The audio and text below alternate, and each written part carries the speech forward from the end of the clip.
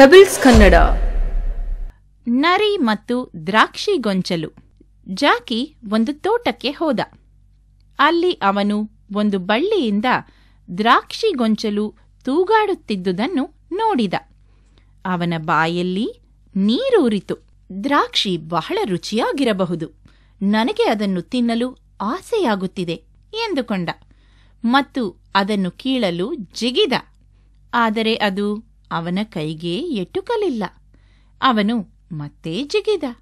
ಆದರೆ ಅವನಿಗೆ ದಣಿವಾಯಿತೇ ಹೊರತು ದ್ರಾಕ್ಷಿ ಸಿಗಲಿಲ್ಲ. ಓಹ್, ಈ ದ್ರಾಕ್ಷಿಗಳು ನಿಜವಾಗಿ ಹುಳಿಯಾಗಿವೆ, ನನಗೆ ಅವನ್ನು ತಿನ್ನಬೇಕೆನಿಸುವುದಿಲ್ಲ ಎಂದುಕೊಳ್ಳುತ್ತಾ ಹೊರಟು ಹೋದ.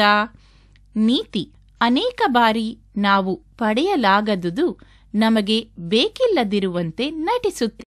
ಮೊಲ ಮತ್ತು ಆಮೆ. ಒಂದು ದಿನ ಒಂದು ಮೊಲ ಮತ್ತು ಒಂದು ಆಮೆ ಒಂದು ಓಟದ ಪಂದ್ಯ ಓಡಬೇಕೆಂದು ನಿರ್ಧರಿಸಿದವು. ಮೊಲ ಅತ್ಯಂತ ವೇಗವಾಗಿ ಓಡಿತು.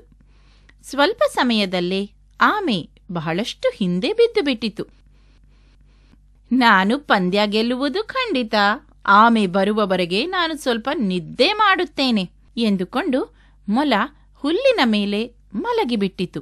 ಆದರೆ ಅದಕ್ಕೆ ಜೋರಾಗಿ ನಿದ್ದೆ ಬಂದುಬಿಟ್ಟಿತು. ಆಮೆ ನಿಧಾನವಾಗಿ ನಡೆಯುತ್ತಾ ಹೋಯಿತು ಮತ್ತು ಮೊಲವನ್ನು ದಾಟಿಯೂ ಹೋಗಿಬಿಟ್ಟಿತು. ಮೊಲ ನಿದ್ದೆಯಿಂದ ಎದ್ದಾಗ ಆಮೆ ಆಗಲೇ ಗುರಿಯನ್ನು ಮುಟ್ಟಿರುವುದನ್ನು ನೋಡಿ ತಲೆ ತಗ್ಗಿಸಿತು. ನೀತಿ: ನಿಧಾನ ಮತ್ತು ನಿಶ್ಚಲತೆ ಗೆಲ್ಲುತ್ತದೆ. ಸಿಂಹ ಮತ್ತು ಹಸುಗಳು. ಒಂದಾನೊಂದು ಕಾಲದಲ್ಲಿ ಒಳ್ಳೆಯ ಸ್ನೇಹಿತರಾಗಿದ್ದ 4 ಹಸುಗಳಿದ್ದವು. ಅವು ಆಹಾರ ತಿನ್ನುವಾಗ ಅಥವಾ ನಿದ್ದೆ ಮಾಡುವಾಗ ಯಾವಾಗಲೂ ಜೊತೆಯಲ್ಲೇ ಇರುತ್ತಿದ್ದವು. ಆದುದರಿಂದ ಸಿಂಹವು ಕೊಂದು ತಿಂದು ಮಿಗಿಸಿದ ಇತರ ಪ್ರಾಣಿಗಳ ಮಾಂಸವನ್ನು ತಿನ್ನುತ್ತಿದ್ದ ನರಿಗೆ ಸರಿಯಾದ ಆಹಾರ ಸಿಗುತ್ತಿರಲಿಲ್ಲ. ಆದುದರಿಂದ ಅವನು ಯೋಚಿಸಿದ, ಏನಾದರೂ ಮಾಡಿ ನಾನು ಅವರ ಒಗ್ಗಟ್ಟನ್ನು ಮುರಿಯಬೇಕು. ಇದಕ್ಕಾಗಿ ಅವನು ಒಬ್ಬರಿಂದೊಬ್ಬರು ಸ್ವಲ್ಪವೇ ದೂರದಲ್ಲಿರುವಾಗ ಬೇರೆ ಬೇರೆಯಾಗಿ ಭೇಟಿ ಮಾಡಿದ ಮತ್ತು ಹೀಗೆ ಹೇಳಿದ: ಓ ಗೆಳೆಯ, ನಿನ್ನ ಸ್ನೇಹಿತರು ನಿನ್ನನ್ನು ಬಿಟ್ಟು ಚೆನ್ನಾಗಿ ಮೇವು ಸಿಗುವ ಇನ್ನೊಂದು ಮೈದಾನಕ್ಕೆ ಹೋಗಲು ನಿನಗೆ ತಿಳಿದಿಲ್ಲವೇ? ಇದನ್ನು ಕೇಳಿ ಪ್ರತಿ ಹಸುವಿಗೂ ಕೋಪ ಬಂತು. ಹಾಗೇನು, ನಾನು ಅವರಿಗಿಂತ ಮುಂಚೆ ಅಲ್ಲಿಗೆ ಹೋಗುತ್ತೇನೆ ಎಂದುಕೊಂಡಿತು ಮತ್ತು ಪಕ್ಕದ ಮೈದಾನಕ್ಕೆ ಹಸುಗಳು ಒಂದೊಂದಾಗಿ ಹೋದವು. ಈ ಅವಕಾಶಕ್ಕೆ ಕಾಯುತ್ತಿದ್ದ ಸಿಂಹ ಹಸುಗಳನ್ನು ಕೊಂದು ತಿಂದು ತೇಗಿತು. ನರಿ ಸಂತೋಷವಾಗಿ ಆಹಾರ ತಿಂದಿತು. ನೀತಿ: ಒಗ್ಗಟ್ಟೇ. ಸಿಂಹ ಮತ್ತು ಇಲಿ. ಮಿಕ್ಕಿ ಮೇಲೆ ಕೆಳಗೆ ಜಿಗಿಯುತ್ತಾ ಆಟವಾಡುತ್ತಿದ್ದ. ಒಮ್ಮೆ ಅವನು ತನ್ನ ಹಿಡಿತ ತಪ್ಪಿ ಮಲಗಿದ್ದ ಒಂದು ಸಿಂಹದ ಮೇಲೆ ಬಿದ್ದುಬಿಟ್ಟ. ಸಿಂಹಕ್ಕೆ ಬಹಳ ಕೋಪ ಬಂತು.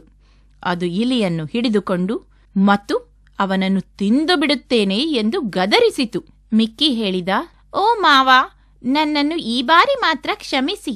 ನಿಮ್ಮನ್ನು ಎಂದಿಗೂ ನಿದ್ದೆಯಿಂದ ಎಬ್ಬಿಸುವುದಿಲ್ಲ. ನಿಮ್ಮ ಕಷ್ಟಕಾಲದಲ್ಲಿ ನಿಮಗೆ ನನ್ನ ಕೈಯಲ್ಲಾದ ಸಹಾಯ ಮಾಡುತ್ತೇನೆ. ಸಿಂಹಕ್ಕೆ ಈ ಸಣ್ಣ ಪ್ರಾಣಿಯ ಮೇಲೆ ಮರುಕ ಹುಟ್ಟಿತು. ಆದುದರಿಂದ ಇಲಿಯನ್ನು ಬಿಟ್ಟು ಬಿಟ್ಟಿತು.